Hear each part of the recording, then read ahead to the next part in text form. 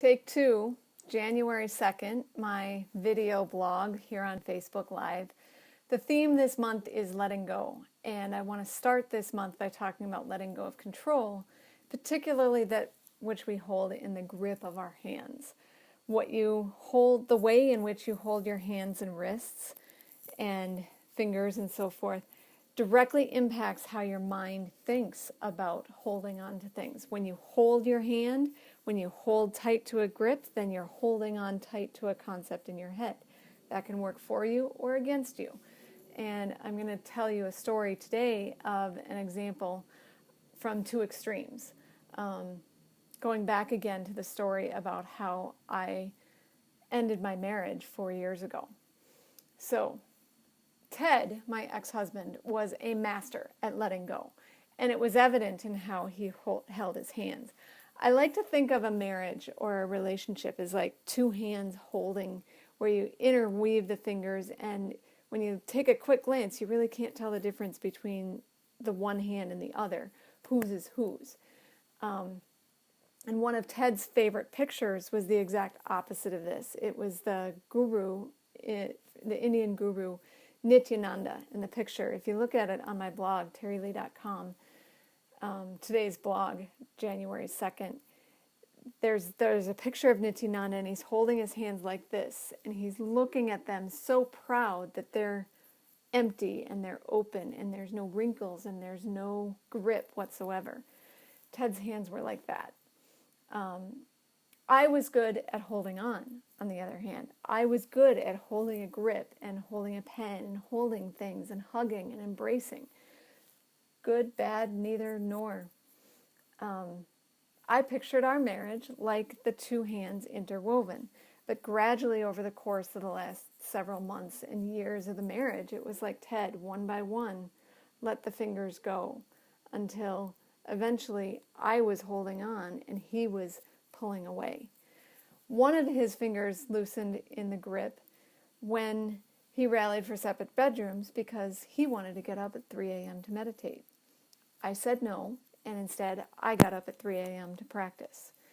A second finger of his released from the grip when he started wanting to not have sex or not ejaculate during sex. And then eventually it became celibacy, and that was a second and third finger. And then when he stopped going out on social outings and when he stopped connecting with people that were close to us and going places with me, he just wanted to stay home. Then eventually I was just holding on by myself, and it was just me holding on until he ripped his hand away and looked at his hand happily like Nityananda. I am not attached to anything. That day when he pulled away and opened his hand completely, I went and washed my hands, and I realized that they were wrinkled and knotted and tighted and contorted like I had been holding on too tight. And throughout the fight and the months and the weeks, probably even years prior, that my hands were locked in a grip and I was holding on to something that was probably not worth holding on to. So when we hold on to a grip, that story is all to show, like, you want a balance between holding on too tight and being completely renunciate, not holding on to anything. You want to be able to hold, but hold with a gentle, loose grip. It's like the song, hang on loosely. Don't let go, but hang on loosely, because what you hold on to too tightly, you might lose. If you're having symptoms like this, writer's cramp, I had a lot of that, arthritis, trigger finger, tendonitis, tennis elbow, or even losing your grip in your hand and strength in your hand, or you have these mental emotional issues like perfectionism, control freak, worry warding, anxiety or panic attacks, or tendencies towards OCD, those are all signs that you might be holding on too much. And I have a whole series of things in the next couple weeks in this whole month that I'll be teaching you about how to let go.